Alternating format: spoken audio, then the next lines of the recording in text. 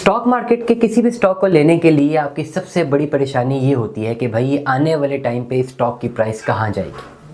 अगर मैं आपका ये मसला हल कर दूं तो मेरा नाम तैयब है और मैं क्वांटिटेटिव डाटा एनालिसिस का एक्सपर्ट हूं। किसी भी कंपनी के पास्ट 5 साल डाटा से ये पता लगाया जा सकता है through different tools and through accurate data analysis कि आने वाले 5 सालों में इसके स्टॉक की क्या प्राइसेस होंगे। अगर आप भी ऐसी कोई भी रिसर्च करवाना चाहते हैं व्हाट्सएप करें, हम आपको बेहतर रहनुमाई फराहम करें।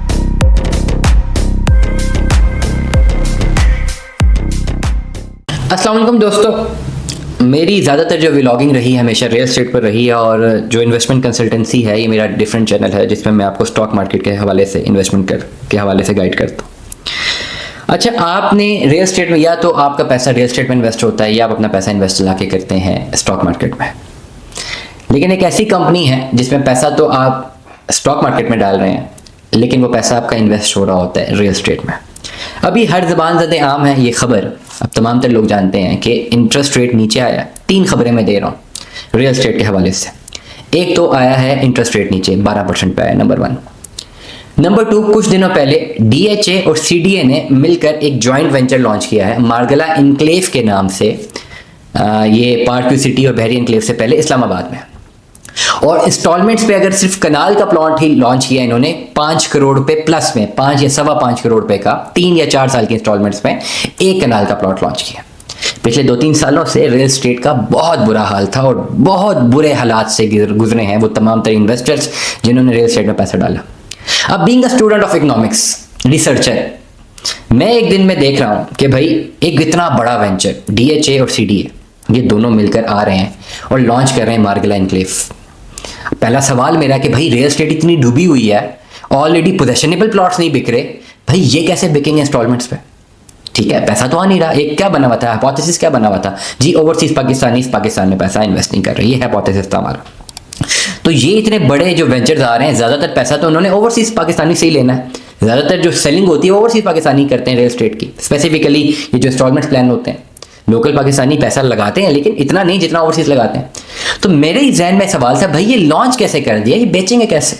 फिर मेरे जहन में एक सवाल था कि भाई अगर हम अपनी कंपनी की को ग्रोथ पे ले जाने के लिए इवैल्यूएशन करके पहले से रखते हैं तो वो इतना बड़ा अरबों रुपए का प्रोजेक्ट ला रहे हैं तो उन्होंने कोई इवैल्यूएशन करके रखी होगी पहले से। वेट एंड वॉच करते हैं।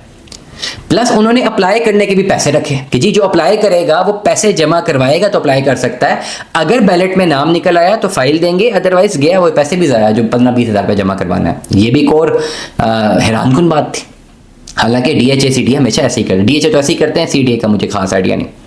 लेकिन कुछ दिन गुजरे, मैंने अपने व्लॉग्स में बोला था कि भाई टाइम गुजरने तो ये खुद ही बताएंगे क्या करना है, इनको पता है कि आगे मार्केट बेहतर होने वाली। तो फिर क्या हुआ, वही हुआ कि आपका इंटरेस्ट रेट 13 से 12% पे आया, नंबर 1।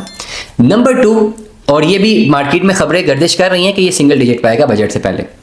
नंबर 2 सबसे बड़ी खबर कि FBR ने बोल दिया कि भाई 5 करोड़ रुपए तक इन्वेस्टमेंट करेंगे तो पूछा ही नहीं जाएगा, मतलब दरवाजे खुल गए रियल एस्टेट में।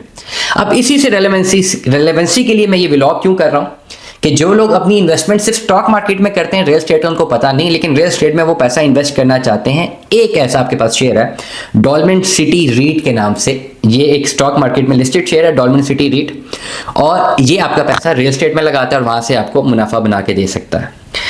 हालात कुछ यूं हैं कि अगर आज से 1 साल पहले आपने 16 लाख रुपए की इन्वेस्टमेंट की थी इस पर्टिकुलर शेयर में, तो इतने बुरे हालात में भी इसने मुनाफा बना के दिया और अभी 22 लाख रुपए तक आपकी इन्वेस्टमेंट खड़ी हुई है। आज से 1 साल पहले अगर आपने 13 लाख रुपए की इन्वेस्टमेंट की थी तो आज आपकी इन्वेस्टमेंट 22 लाख रुपए की है।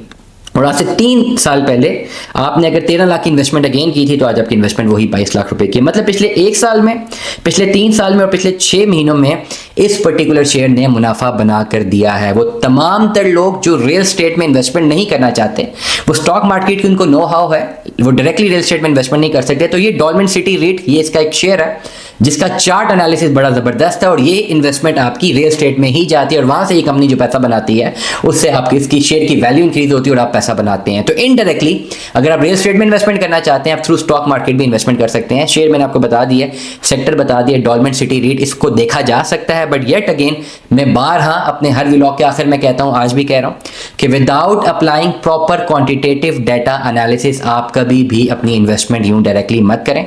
First apply your quantitative data analysis, मैंने रियल एस्टेट का सेक्टर बता दिया।